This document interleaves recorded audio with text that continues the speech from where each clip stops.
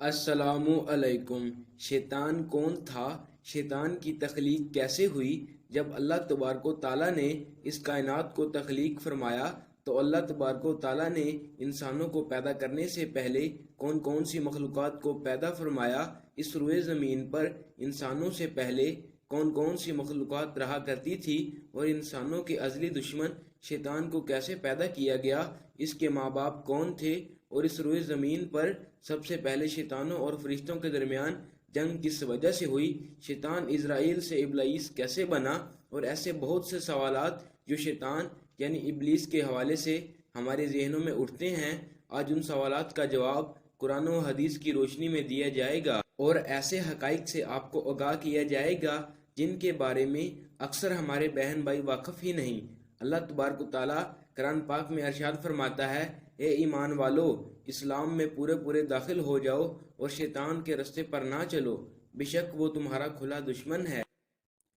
حضرت آدم علیہ السلام کی تخلیق سے پہلے اللہ تبارک و تعالیٰ نے صرف دو مخلوقات کو پیدا کیا، ایک ناری اور دوسرا نوری، یعنی فرشتوں کو کہا جاتا ہے، جن کو اللہ تبارک و تعالیٰ نے نور سے تخلیق فرمایا۔ اس نوری مخلوق کی نسل نہیں بڑھتی کیونکہ اللہ تبارک و تعالیٰ نے اس نوری مخلوق کے جوڑے نہیں پیدا کیے، جس وجہ سے فرشتوں کی اولاد پیدا نہیں ہوتی۔ اور دوسری ناری مخلوق جن کو آگ سے پیدا کیا گیا وہ جنات ہیں، جن کے بارے میں روایات میں آتا ہے کہ جنات میں سب سے پہلے سمون جن کو پیدا کیا گیا۔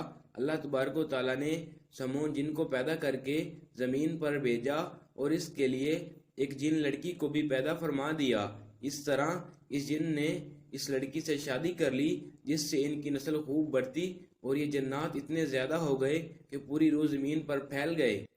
شروع میں یہ جنات فرشتوں کی طرح ہر وقت اللہ تبارک و تعالیٰ کی عبادت میں مشغول رہا کرتے تھے، اور پھر آہستہ آہستہ ان میں سے کچھ جنات نے اللہ تبارک و تعالیٰ کی نافرمانیاں کرنا شروع کر دی اور اللہ تبارک و تعالیٰ کے حکم کو ماننے سے انکار کر دیا، جس کی وجہ سے یہ ناری مخلوق اللہ تبارک و تعالیٰ کی نافرمان مخلوق بن گئی۔ جنات میں سے ایک نامی گرامی جن کا نام چلیپا تھا اور اس کی بیوی کا نام تبلیس تھا۔ یہ دونوں بہت ہی قد آور اور بہادر تھے۔ کہا جاتا ہے کہ چلیپا جن کی شکل و صورت ببر شیر کی طرح تھی اور تبلیس کی شکل بھیڑیے سے ملتی جلتی تھی۔ چلیپا جنات کا سردار تھا، اس کے نام سے بڑے بڑے جنات خوف کھاتے تھے۔ چنانچہ چلیپا اور تبلیس کے ملاپ سے ایک بچہ پیدا ہوا جس کا نام انہوں نے اسرائیل رکھا۔ یہ بچہ اپنے والدین کی طرح بہادر اور دراز قد کا تھا۔ روایات میں آتا ہے کہ حضرت آدم علیہ السلام کی تخلیق سے 50,000 پہلے یا اس سے بھی زائد کا عرصہ زمین پر جنوں کا عروج تھا۔ اس روئے زمین پر ہر طرف جنات ہی جنات تھے۔ یہ جنات زیادہ شریر تھے اور یہ زمین کے اندر فتنہ فساد پھیلاتے تھے۔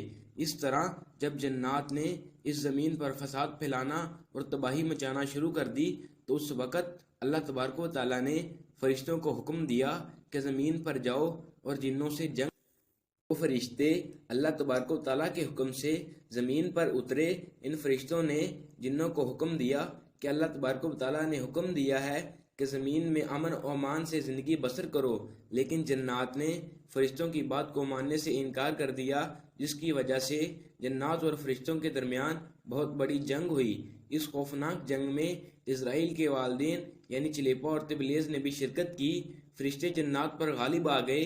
اس جنگ کے اندر بہت سارے جنات مارے گئے جن میں اسرائیل کے والدین بھی شامل تھے، اور باقی سرکش جنات کو اللہ تبارک و تعالیٰ کے حکم کے مطابق قید کر لیا گیا۔ ان قیدیوں میں اسرائیل بھی شامل تھا۔ فرشتے جب ان جنات کو قید کر کے آسمانوں کی طرف لے گئے تو شیطان بھی ان کے ساتھ آسمان پر چلا گیا۔ پھر اللہ کی طرف سے فرشتوں کو حکم ملا کہ اسرائیل کی بہترین تربیت کی جائے اور اس کی اچھی پرورش کی جائے۔ فرشتوں نے اسرائیل کو عبادت کرنے کے بہترین طریقوں سے آگاہ کیا، جس کی وجہ سے اسرائیل اللہ تبارک و تعالیٰ کا ایک عبادت گزار بندہ بن گیا اور اللہ تبارک و تعالیٰ کی بارگاہ میں بہت بڑا مرتبہ حاصل کر لیا۔ اس دوران اسرائیل بہت قابل اور عقل مند بن گیا۔ اس وقت اللہ تبارک و تعالیٰ نے اسرائیل کو فرشتوں کا استاد مقرر کر دیا۔ اسرائیل فرشتوں کو تعلیم و تربیت دینے لگا اور فرشتے اسرائیل کے پاس آتے اور علم حاصل کرتے۔ فرشتے اسرائیل کو نیک اور پرہیزگار کہا کرتے تھے۔ حضرت کعب بن احبار رضی اللہ تعالیٰ بیان کرتے ہیں کہ اسرائیل 40,000 سال تک جنت کا خزانچی رہا اور 80 سال تک وہ فرشتوں کے ساتھ رہا اور 20,000 سال تک فرشتوں کو تعلیم و تربیت دیتا رہا۔ اس کا مقام اللہ تبارک و تعالیٰ کی بارگاہ میں اتنا زیادہ ہو گیا کہ اللہ تبارک و تعالیٰ کے سب سے مقرب فرشتے حضرت جبرائیل علیہ السلام، حضرت میکا علیہ السلام، حضرت اسرافیل علیہ السلام بھی اس سے تعلیم و تربیت حاصل کیا کرتے تھے۔ اللہ تبارک و تعالیٰ اس کائنات کا حقیقی مالک ہے، اس سے کوئی بھی چیز پوشیدہ نہیں ہے۔ اللہ تبارک و تعالیٰ کو اس بات کا علم تھا کہ اسرائیل ایک دن میرے حکم کو جھٹلا دے گا اور اس کا خاتمہ کفر پر ہوگا۔ چنانچہ ایک دن اسرائیل کا گزر لوح محفوظ کے قریب سے ہوا تو اسرائیل نے لوح محفوظ پر دیکھا جس پر لکھا ہوا تھا کہ میں شیطان مردود سے اللہ کی پناہ مانگتا ہوں۔ تحریر کو پڑھنے کے بعد تقریباً 2000 سال تک اسرائیل روتا رہا اور اللہ تبارک و تعالیٰ کی عبادت میں مصروف رہا۔ اسرائیل تبارک و تعالیٰ کی بارگاہ میں یہ سوال کرنے لگا، یا رب العالمین، یہ اتنا بڑا شیطان مردود کون ہے جس سے پناہ مانگی جا رہی ہے؟ اسرائیل کے سوال کا جواب دیتے ہوئے اللہ تبارک و تعالیٰ نے ارشاد فرمایا کہ میں نے ایک بندے کو اپنی ہر نعمت سے نوازا ہے۔ وہ بندہ ایک دن میرے حکم کو ماننے سے انکار کرے گا جس کی وجہ سے اس کی ساری عبادت ضائع ہو جائے گی اور وہ شیطان مردود بن جائے گا۔ اللہ تبارک و تعالیٰ کا یہ فرمان سننے کے بعد اسرائیل ہر وقت یہ سوچتا رہتا کہ وہ شیطان مردود کون ہو۔ اسرائیل نے اللہ تبارک و تعالیٰ سے کہا کہ یا رب العالمین، میں اس شیطان مردود سے ملنا چاہتا ہوں۔ تو اس وقت اللہ تبارک و تعالیٰ نے اسرائیل کو فرمایا کہ تو جلد ہی اس بندے کو دیکھ لے گا۔ پھر اس کے بعد اللہ تبارک و تعالیٰ نے فرشتوں میں یہ اعلان کیا کہ میں زمین پر اپنا خلیفہ مقرر کرنے والا ہوں۔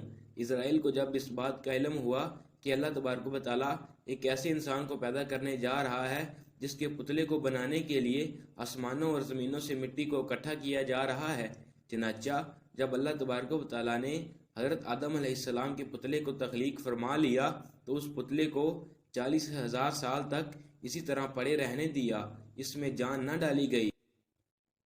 چنانچہ جب فرشتے حضرت آدم علیہ السلام کے پتلے کے قریب سے گزرتے تو بہت حیرت زدہ ہو کر اس کو دیکھتے، اور جب اسرائیل کا گزر حضرت آدم علیہ السلام کے پتلے کے قریب سے ہوتا تو یہ نفرت کی وجہ سے حضرت آدم علیہ السلام کے پتلے کو اذیت دیتا، کیونکہ اسرائیل یہ سمجھتا تھا کہ اللہ تبارک و تعالیٰ کے خلیفہ بننے کے لائق صرف میں ہی ہوں۔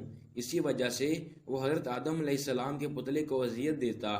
جب اسرائیل حضرت آدم علیہ السلام کے پتلے کو مارتا تو اندر سے مٹی کے کھنکنے کی آواز آتی۔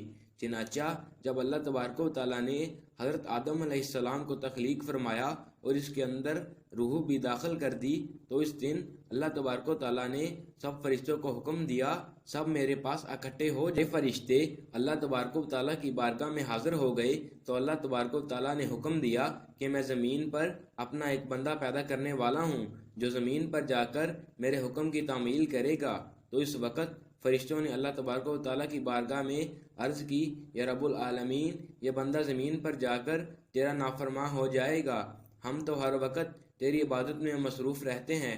تو اللہ تبارک و تعالیٰ نے ارشاد فرمایا، جو کچھ میں دیکھ رہا ہوں وہ تم نہیں دیکھ سکتے۔ اس وقت سب فرشتوں کو حکم دیا گیا کہ حضرت آدم علیہ السلام کو سجدہ کرو، تو تمام فرشتے اللہ تبارک و تعالیٰ کے حکم کے مطابق حضرت آدم علیہ السلام کو سجدہ کرنے کے لیے جھک گئے، لیکن اسرائیل نے حضرت آدم علیہ السلام کو بغض اور تکبر کی وجہ سے سجدہ نہ کیا۔ اس وقت اللہ تبارک و تعالیٰ نے اسرائیل سے پوچھا کہ تم نے سجدہ کیوں نہیں کیا؟ اس وقت اسرائیل تکبر اور غرور میں آ کر بولنے لگا، اے رب العالمین، تو نے مجھے آگ سے پیدا کیا اور اس پتلے کو مٹی سے پیدا کیا، میں اس مٹی کے پتلے سے کئی درجے بہتر ہوں۔ اسرائیل کی بات سن کر اللہ تبارک و تعالیٰ نے اسرائیل کو وہاں سے نکل جانے کا حکم دیا اور فرمایا، تو شیطان مردود ہو چکا ہے، تم پر قیامت تک میری لعنت ہوتی رہے گی۔ اس وقت اسرائیل کو اس بات کا علم ہوا کہ لوح محفوظ پر جس شیطان کا ذکر تھا وہ در حقیقت میں ہی ہوں۔ اس طرح جب اسرائیل اللہ تبارک و تعالیٰ کی نافرمانی کی وجہ سے شیطان مردود تو اللہ تبارک و تعالیٰ سے کہنے لگا، اے رب العالمین، میں چاہتا ہوں کہ مجھے قیامت کے دن تک زندہ رہنے کی مہلت دی جائے۔ تو اللہ تبارک و تعالیٰ نے شیطان مردود کی بات مان لی اور اس کو قیامت تک کی مہلت دے دی گئی۔ اس وقت شیطان مردود اللہ تبارک و تعالیٰ کی بارگاہ میں عرض کرنے لگا، میں تیرے بندوں کو راہ سے بھٹکاؤں گا اور ہر طرح سے تیرے بندوں کو تیرے حکم کا نافرمان بناؤں گا، اور بہت سارے تیرے بندے میرے شکنجے میں آ کر تیری نافرمانی کریں گے اور گناہوں کے اندر مبتلا ہو جائیں گے۔ اس وقت شیطان مردود کو اللہ تبارک و تعالیٰ نے ارشاد فرمایا کہ تو میرے بندوں کو میری راہ سے بھٹکائے گا اور میری نافرمانیوں کے اندر مبتلا کرے گا۔ میری رحمت بہت بڑی ہے، میں اپنے کرم و فضل سے اپنے بندوں کو معاف کرتا جاؤں گا۔ اس طرح غرور اور تکبر سے اسرائیل شیطان مردود بن گیا اور اللہ تبارک و تعالیٰ نے لعنت کا توق اس کے گلے میں ڈال کر اس کو آسمان سے نیچے پھینک دیا، اور اس طرح شیطان مردود ہمیشہ ہمیشہ کے لیے اللہ تبارک و تعالیٰ کی رحمت سے دور ہو گیا۔ روایات میں آتا ہے کہ جب قرب قیامت دوسرا سور پھونکا جائے گا تو اس وقت اللہ تبارک و تعالیٰ شیطان کو دردناک موت عطا فرمائے گا، اور اس کے بعد شیطان مردود کو ہمیشہ